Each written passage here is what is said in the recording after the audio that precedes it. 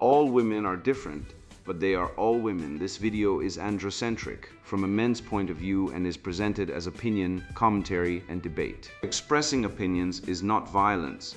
These are ideas to challenge, question, and argue in public because classical liberalism relies on the First Amendment for its dialectic. If you are a feminist, then consider this. If patriarchy truly existed as claimed, feminism could not. And if all men are trash and women are equal to men, then what are we to conclude? Women will die for their children, men will die for their wives and children, and God chose to die for all mankind. Authority rolls up with responsibility. If this framing of facts offends you, click off to a cute cat video. Proceeding further will expose you to gamma bias and criticism directed at ideas, claims, institutions, not at any individual's virtue or dignity. Our method follows the 7 liberal arts: the trivium, grammar, logic, rhetoric, and the quadrivium, arithmetic, geometry, music, and astronomy, and the transcendentals, the good, true, and beautiful. If this framework is not for you, feel free to exit now. It's no disgrace. Women are wonderful. God bless America. Men are great. Feminismus delendus 8. Male Brotherhood. The Key to Men's Survival and Success. Written by Conrad Riker. Available now. Links in description. And then nothing after that. So we must continue from there to output the title and subtitle. But we must be careful. The partial answer already includes some text that might be considered as part of the final output if we simply continue. No, the partial answer is only the thinking process. The final output should be the title and subtitle. So we need to write the title and subtitle as the continuation. But I sat in the back of the district discipline hearing, not as a reporter, not as a specialist, but as a man who still believes words mean something. The board chaired by Dr. Winona had just announced that Leo, a 14-year-old boy with a broken jaw from shoving a classmate who mocked his father's unemployment, was not at fault because fault is a Eurocentric framework of blame. She replaced fault with impact. She declared the victim's mockery a microaggression and Leo's shove a reactive manifestation of patriarchal aggression.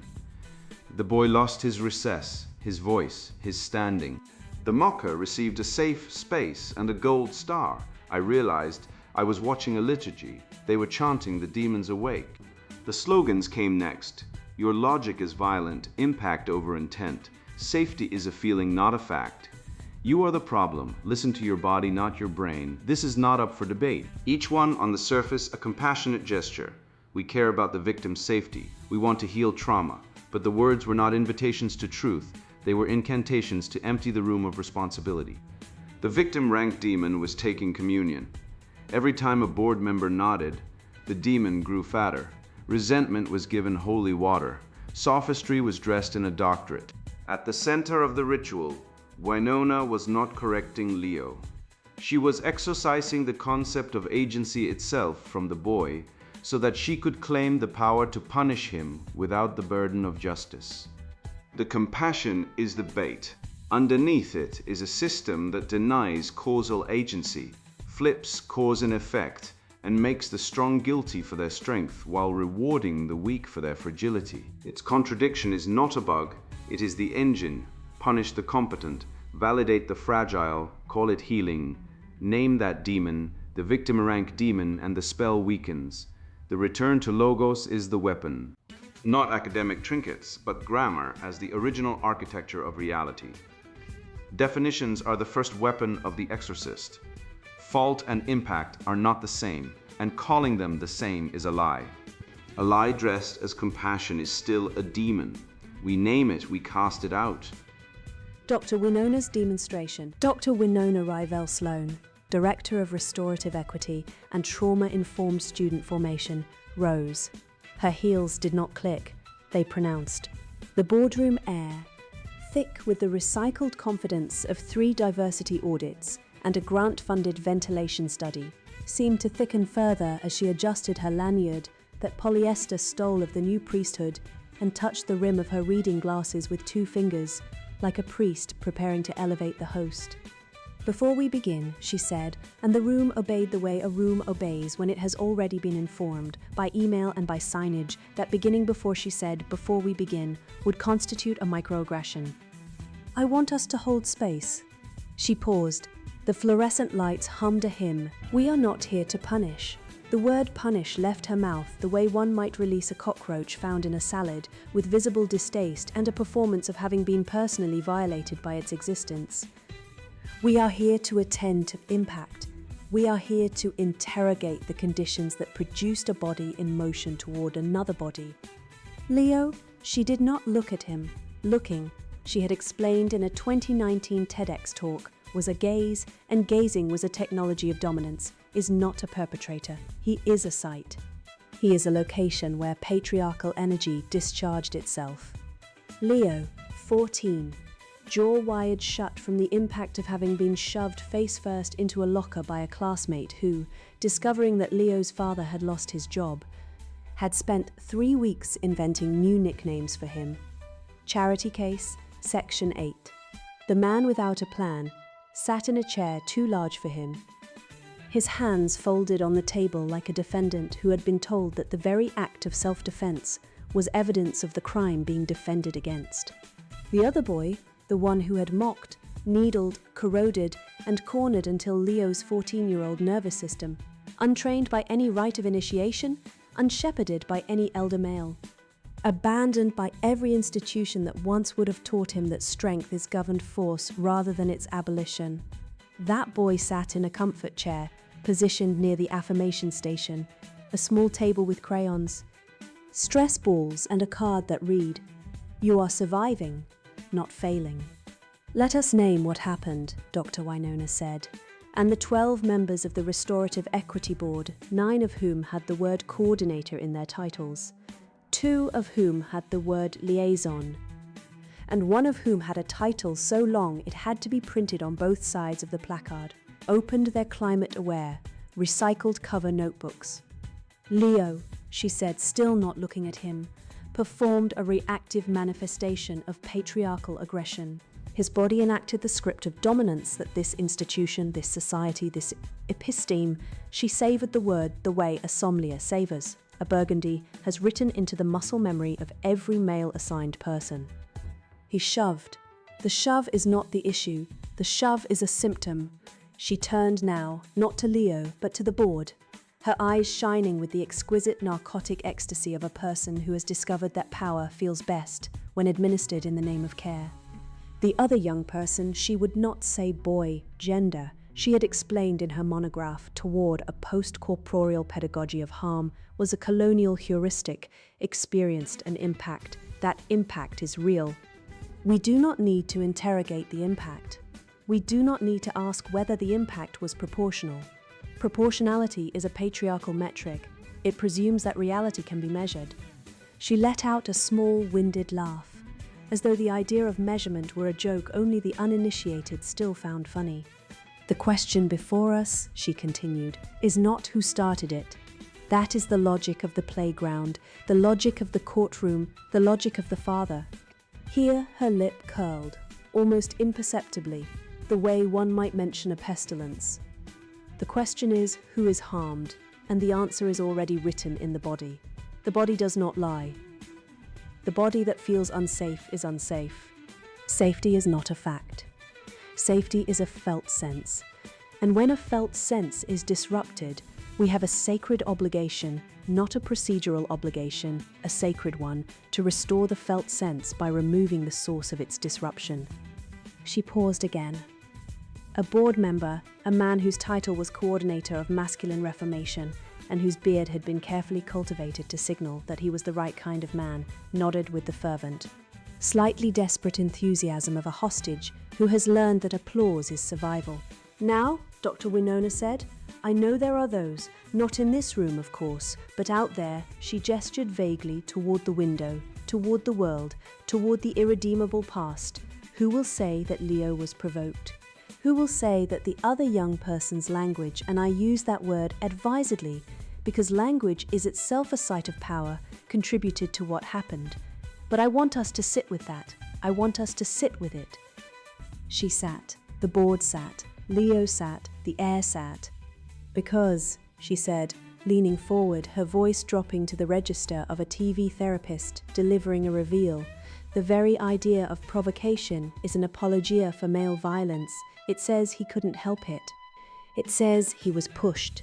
It says his response was natural, and that, friends, is the oldest lie in the book.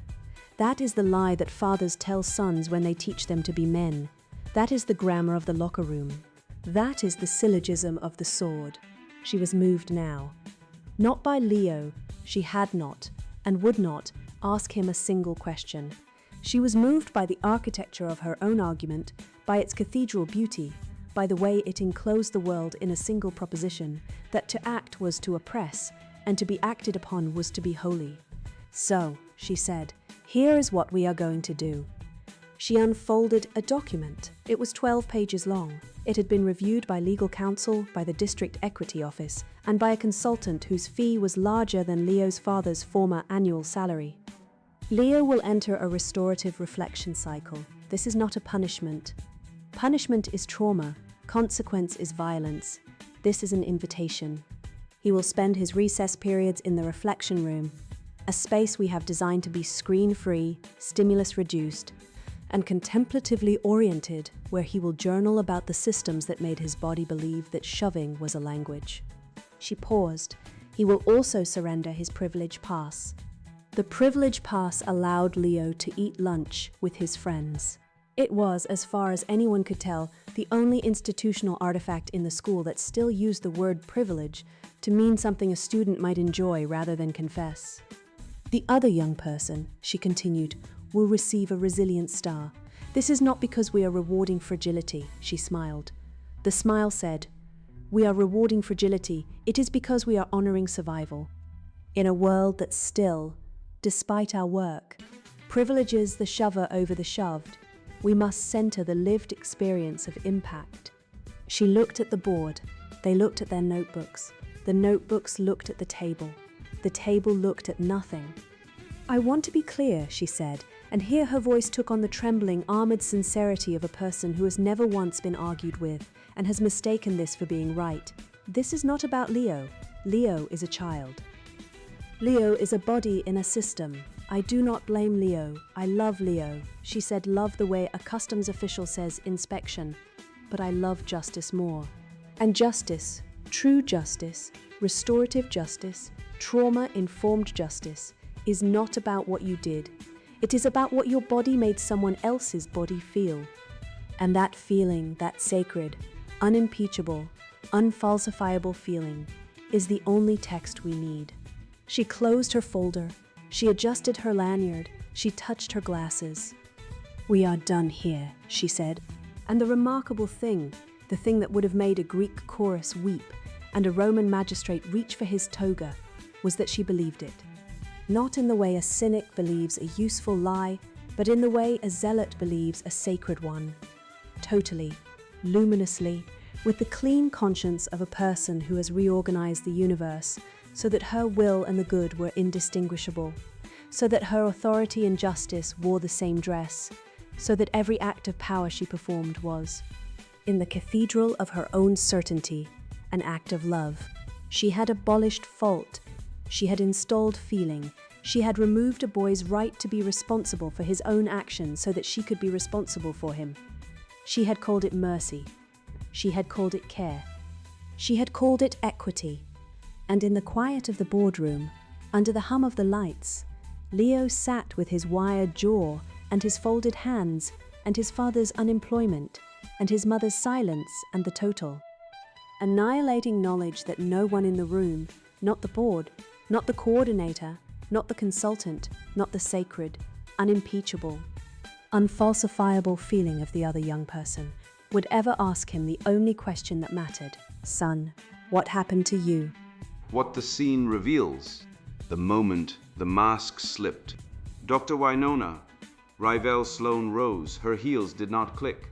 They pronounced. She adjusted her lanyard, the polyester stole of a new priesthood, and touched the rim of her reading glasses like a bishop, elevating the host. We are not here to punish, she said, releasing the word the way one might release a cockroach found in a salad. We are here to attend to impact. The boardroom obeyed. 12 members opened their climate-aware, recycled cover notebooks. 9 had the word coordinator in their titles. 2 had the word liaison. One had a title so long it had to be printed on both sides of the placard. A man whose official designation was coordinator of masculine reformation nodded with the desperate enthusiasm of a hostage who has learned that applause is survival. Leo, 14 years old, jaw wired shut from being shoved face first into a locker, sat in a chair too large for him. His hands were folded on the table. The other boy, the one who had spent 3 weeks inventing nicknames for Leo after discovering his father had lost his job. Charity case, Section 8. The man without a plan sat in a comfort chair near the affirmation station, a small table with crayons, stress balls, and a card reading, "You are surviving, not failing." Winona spoke. She did not look at Leo. Looking, she had explained in a 2019 text talk, was a gaze, and gazing was a technology of dominance. Leo, she said, is not a perpetrator. He is a site. He is a location where patriarchal energy discharged itself. She turned to the board. The other young person experienced an impact. That impact is real. We do not need to interrogate the impact. We do not need to ask whether it was proportional. Proportionality is a patriarchal metric. It presumes reality can be measured. She let out a small laugh, winded, as though the idea of measurement were a joke only the uninitiated still found funny. The question, she continued, is not who started it. That is the logic of the playground, the logic of the courtroom, the logic of the father. Her lip curled. The question is, who is harmed? And the answer is already written in the body. The body does not lie. The body that feels unsafe is unsafe. Safety is not a fact. Safety is a felt sense. She closed her folder. We are done here. And the remarkable thing, the thing that would have made a Greek chorus weep and a Roman magistrate reach for his toga, was that she believed it. Not as a cynic believes a useful lie, but as a zealot believes a sacred one, luminously, totally, with the clean conscience of a person who has reorganized the universe so that her will and the good were indistinguishable. She had abolished fault. She had installed feeling. She had removed a boy's right to be responsible for his own actions so that she could be responsible for him. She called it mercy. She called it care. She called it equity. And in the silence of the boardroom, under the hum of the lights, Leo sat with his wired jaw and his folded hands, and the annihilating knowledge that no one in that room would ever ask him the only question that mattered. Son, what happened to you? The demons in the room.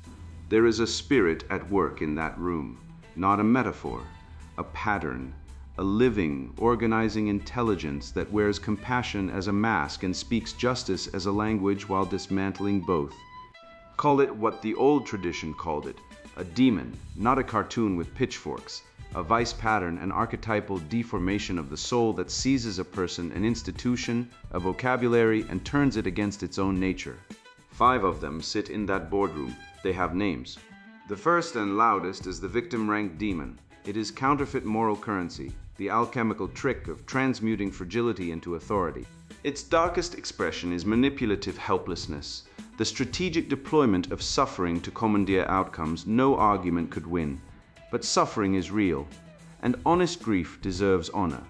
The positive shadow is genuine pain, which can teach humility, patience, endurance. Winona has taken that honest thing and weaponized it. She rewards the classmate's fragility with a gold star and punishes Leo's strength with erasure. She converts the schoolyard into a status auction where the prize goes to whoever claims the most elegant wound. The mean between cowardice and recklessness is courage. The willingness to face harm without making harm your identity.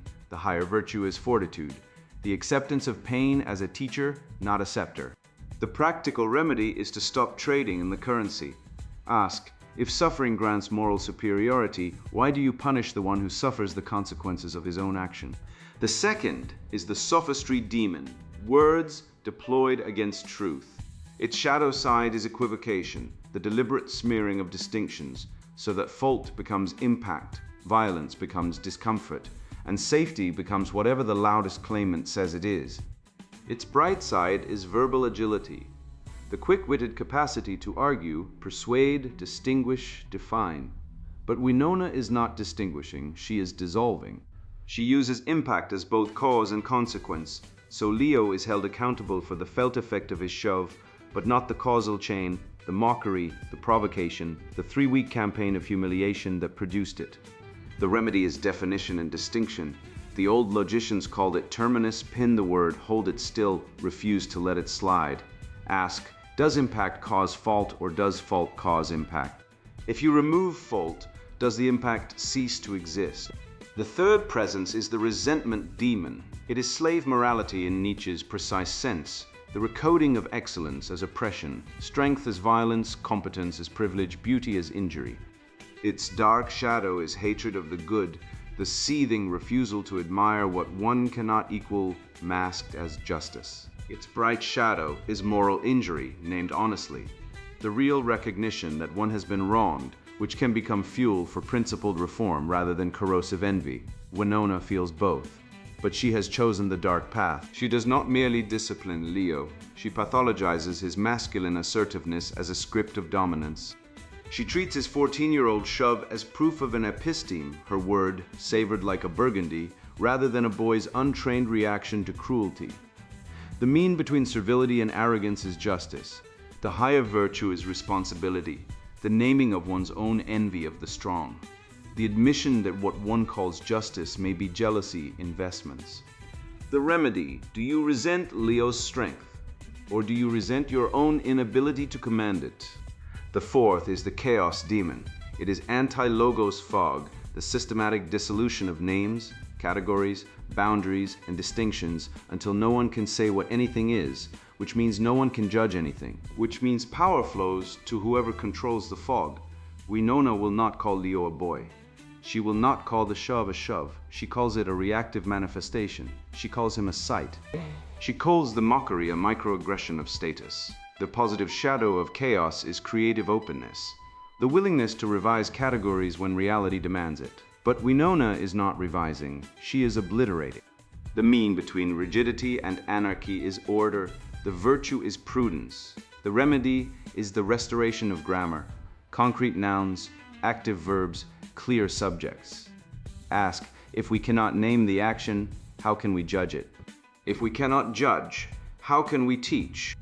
The fifth and most invisible is the projection demon, the shadow thrown outward. Winona accuses Leo of violence while exercising the violence of the system. She removes his recess, his privilege, his voice. She scapegoats a 14-year-old boy for the very aggression she enacts through bureaucratic procedure. The positive shadow is self-recognition, the moment when projection fails and one sees one's own face in the demon. The mean between pride and self-loathing is humility. The higher virtue is confession, the radical, costly act of saying, I am the one doing this. The remedy, who is truly violent, the boy who shoves, or the institution that shoves him into silence. How the trick works? The trick depends on slogans that function as a thought-stopping liturgy. Each one converts a legitimate concern into a weapon against inquiry. Your logic is violent. This preempts rational argument by pathologizing the opponent's cognitive process. Logic is now harm. Disagreement is now assault. The moment this phrase lands, the target must either defend his right to think or retreat. Both outcomes serve the accuser. The hidden premise, reason itself, is a tool of dominance. But if reason is dominance, then Winona's own reasoning is dominance. She exempts herself from the rule she imposes. That is the first crack. I'm packed over intent. This replaces causal agency with emotional effect. It sounds humane who wants to dismiss someone's pain, but it abolishes the distinction between accident and malice, between deliberate harm and unintended consequence. If intent is irrelevant, then every action is judged solely by how the other person feels about it. This makes moral agency impossible. You cannot guide your conduct by anticipating outcomes if outcomes are defined retroactively by whichever party claims the most suffering. The hidden premise, human beings are not moral agents. They are weather events. But Winona punishes Leo as though he were a moral agent. She cannot have it both ways. Safety is a feeling, not a fact. This makes safety unfalsifiable. No evidence can contradict the claimed feeling of unsafety. No standard, no measurement, no procedure can override it. The hidden premise, subjective experience is sovereign, but if subjective experience is sovereign, then Leo's feeling of injustice is also sovereign. Winona denies his feeling while elevating the other boys. She applies the principle selectively. That is the second crack. You are the problem. This personalizes all critique. The institution cannot be wrong. The system cannot be wrong. The ideology cannot be wrong. Only the individual can be wrong. This is the logic of every purge. The revolution is infallible, so any failure must be treason. The hidden premise, the framework, is above examination. But a framework that cannot be examined is not knowledge. It is dogma wearing a lab coat. This is not up for debate. This is the deadbolt on the door. Debate is how truth is tested. To declare a topic undebatable is to declare it sacred, and sacred things belong to the priesthood. Winona is the priesthood. Her title, her lanyard, her TEDx talk, her monograph, these are her vestments. The hidden premise, authority replaces argument. But authority without argument is tyranny, and tyranny disguised as therapy is the worst kind, because the victim is told his suffering is his cure. The slogans form a closed system. They are self-sealing. Each one generates a trap. If you challenge the slogan, you prove the slogan. If you say logic is not violent, you are being violent. If you say intent matters, you are prioritizing your privilege. If you say safety can be measured, you are denying lived experience. The system is designed to be immune to exactly the tools, logic, evidence, measurement, debate, that would expose it. This is what ideological possession looks like. The possessed do not know they are possessed. They believe they are compassionate. They believe they are just. They chant the slogans with the clean conscience of zealots, because the slogans have been engineered to make dissent feel like cruelty. The result is a room full of intelligent people who cannot ask the simplest question: what if we are wrong? What virtue does instead? Fortitude does not abolish pain. It metabolizes pain into endurance. The boy who suffers a shove and a mockery and a hearing is not taught that his suffering makes him noble. He is taught that his suffering makes him capable of resilience, of self-command, of the clean anger that protects without corroding. Fortitude is the mean between cowardice and recklessness. It is the willingness to stand, take the hit, absorb it, and remain standing. Winona offers Leo no fortitude. She offers him erasure. Logos restores the names. Fault is causal responsibility. Impact is the effect of that causality. A shove is a shove. A mockery is a mockery. A boy is a boy. Words are not violence, they are words. Violence is violence. When words become violence and violence becomes reactive manifestation, no one can speak truth, because truth requires grammar, and grammar has been seized. The remedy is to take grammar back. Define your terms. Hold them still. Refuse equivocation. Responsibility does not resent strength, it governs strength. Leo's shove was not proof of patriarchal aggression. It was proof of untrained masculine force, a force that governed by elder men, initiated through real rights, corrected through proportionate discipline, would become the very thing that protects the weak, builds the home, defends the border, and carries the load. Men are not the problem. Men are the load-bearing wall. Remove them, and the structure collapses. The remedy is not to pathologize male strength, but to form it through apprenticeship, brotherhood, fatherhood, correction, work, prayer, and the measured use of force under lawful authority. Prudence restores order between rigidity and anarchy. It does not freeze the world in amber. It names the world accurately and acts accordingly. A school that cannot distinguish between a shove and a site of patriarchal discharge cannot teach, because teaching requires the distinction between right and wrong, better and worse, competent and unprepared. Prudence rebuilds that grammar. Confession is the willingness to see one's own face in the demon. It is the hardest virtue and the rarest. Winona will not confess. The system will not confess. But the man who reads this and recognizes the pattern in his school, his workplace, his church, his family court, his HR department, can begin the exorcism by saying, "I see what is happening. I will name it. I will not comply with the lie." The cross-examination. Begin with definitions. Fault, causal responsibility for an action. Impact, the effect of that action on another. Does Winona accept these definitions? She must, because she uses both words. She speaks of Leo's impact and denies his fault. But if fault is causal responsibility and impact is the effect of causality, then impact presupposes fault. You cannot have impact without a cause, and the cause is the fault. Unless she means that Leo is a force of nature, wind, gravity, tectonic shift, in which case he cannot be punished, because nature is not subject to discipline, but she punishes him. Therefore she treats him as a moral agent. If he is a moral agent, his intent matters. If his intent matters, the mockery matters. If the mockery matters, the other boy is not merely a victim. And if the other boy is not merely a victim, the entire ritual collapses. Test the distinction. Can there be impact without fault? Yes. An earthquake, a falling branch, a slip on ice. Can there be fault without impact? Yes. A punch that misses, a murder plot that fails, a lie that no one believes. Therefore, fault and impact are not identical. They are related but separable. Winona's system conflates them. She removes fault, keeps impact, and assigns punishment based on the latter while ignoring the former. This is not justice. It is a status competition disguised as compassion. Ask about proportionality. Winona calls proportionality a patriarchal metric, but proportionality is the backbone of every legal tradition from Hammurabi to Magna Carta. It is the principle that the punishment must fit the crime. Without it, any punishment is arbitrary. With it, punishment serves justice. Winona discards proportionality because proportionality requires measurement, and measurement requires standards, and standards require the admission that some things are better than others. That admission is the one thing her ideology cannot tolerate, because it threatens the egalitarian dogma that all outcomes must be equal and all feelings are valid.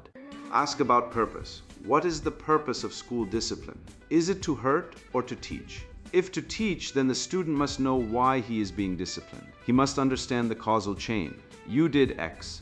X was wrong because Y, the consequence is Z. Here is how you avoid Z in the future. Winona's system provides none of this. Leo is not told what he did wrong. He is told he is a site of patriarchal discharge. How does a site learn? How does a location improve? Winona does not want Leo to learn.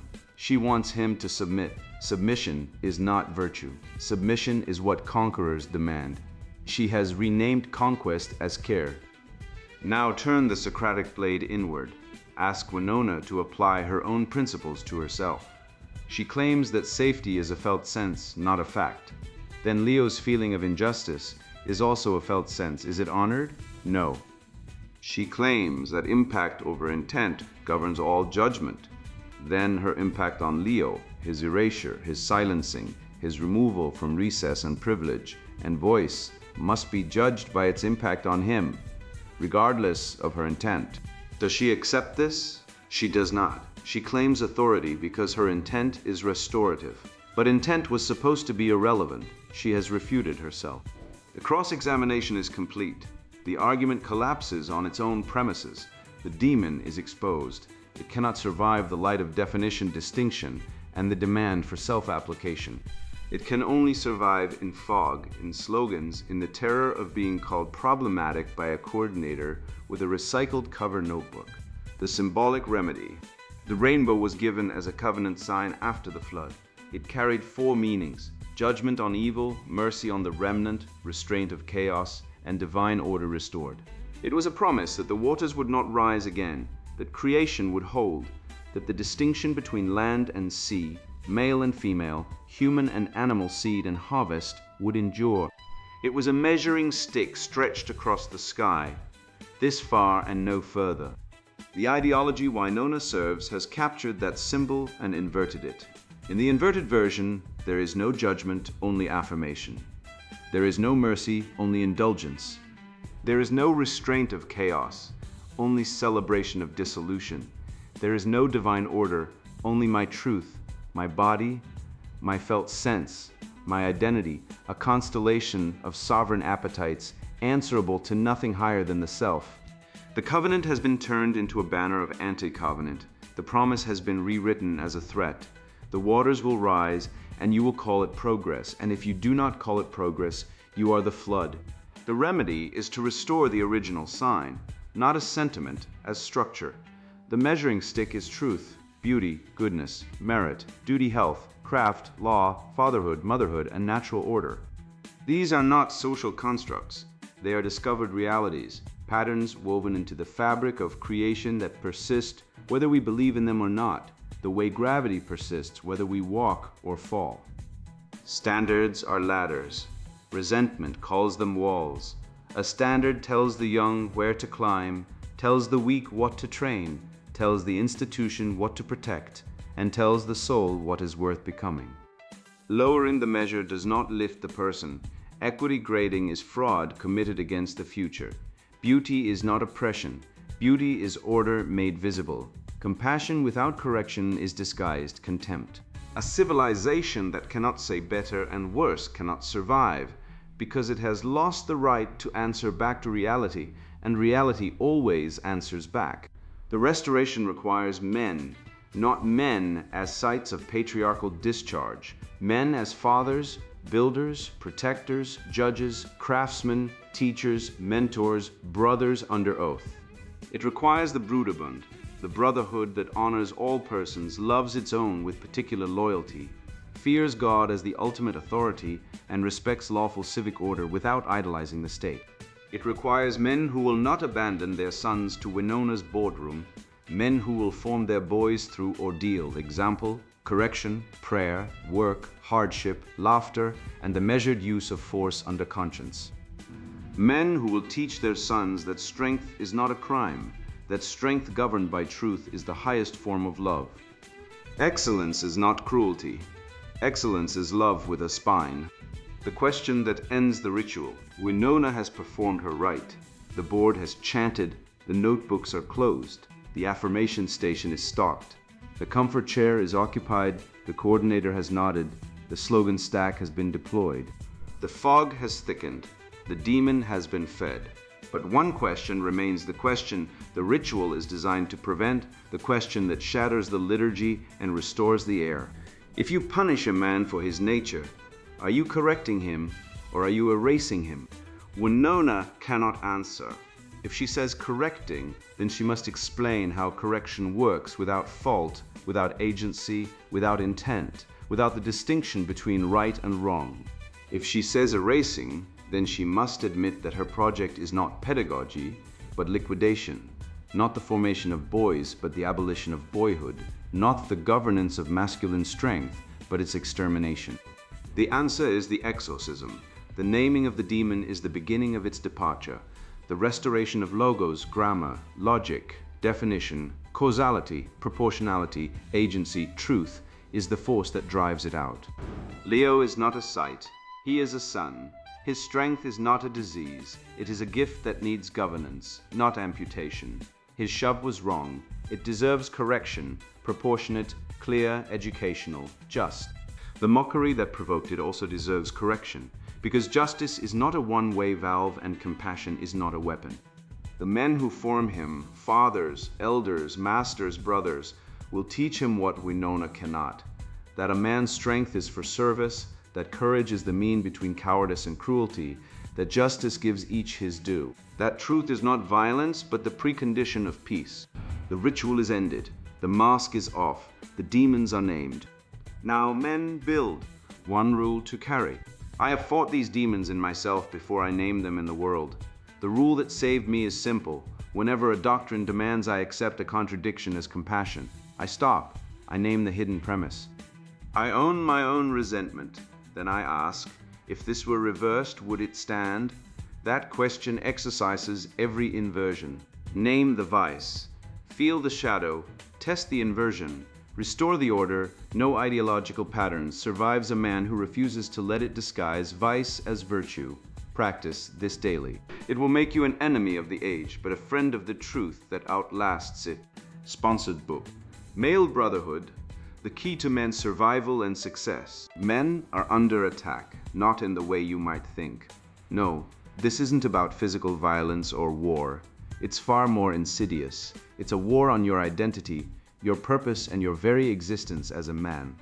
I know this because I've lived it. I've felt the sting of betrayal, the weight of societal expectations, and the crushing loneliness that comes from being told you're the problem simply for being born male. I've seen friends lose everything in divorce courts, watched as boys were punished for being boys in schools, and witnessed the slow erosion of male spaces where camaraderie and strength once thrived. This isn't just my story. It's the story of millions of men who've been silenced, shamed, and sidelined in a world that no longer values what we bring to the table. This book is for men who are tired of being told to sit down, shut up, and apologize for their existence. It's for the man who's worked tirelessly to provide for his family, only to be discarded when he's no longer useful. It's for the young man who's been told his natural instincts are toxic and that he needs to be more vulnerable to be accepted. It's for the father who's been pushed out of his children's lives by a system that sees him as disposable. If you're a man who feels like you're drowning in a sea of expectations, guilt, and confusion, this book is your lifeline. But let me be clear, this isn't for everyone. If you're someone who believes men are the root of all evil, that masculinity is inherently toxic, or that gender equality means erasing the differences between men and women, put this book down now. Go read something else. This isn't for you.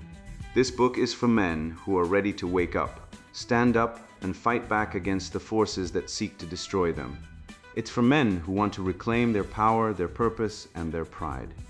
Inside these pages, you'll find the truth about how modern society has turned men into second-class citizens. You'll learn how marriage laws have enslaved men, how feminism has demonized masculinity, and how the decline of fatherhood is destroying the fabric of society. But more importantly, you'll discover how to break free from these chains. You'll learn why male brotherhood is essential for your survival and success, how to navigate the challenges of modern life, and how to build a future where men are valued, respected, and empowered. This isn't just a book, it's a call to arms. It's a roadmap for men who are ready to take control of their lives and build a better future for themselves and the men around them. If you're ready to stop being a victim and start being a leader, then this book is for you. But if you're not ready to face the hard truths and do the work, then walk away now. The road ahead isn't easy, but for those who are willing to take it, the rewards are worth it. Let's get started. Male Brotherhood, The Key to Men's Survival and Success, written by Conrad Riker. Buy now. Links in description.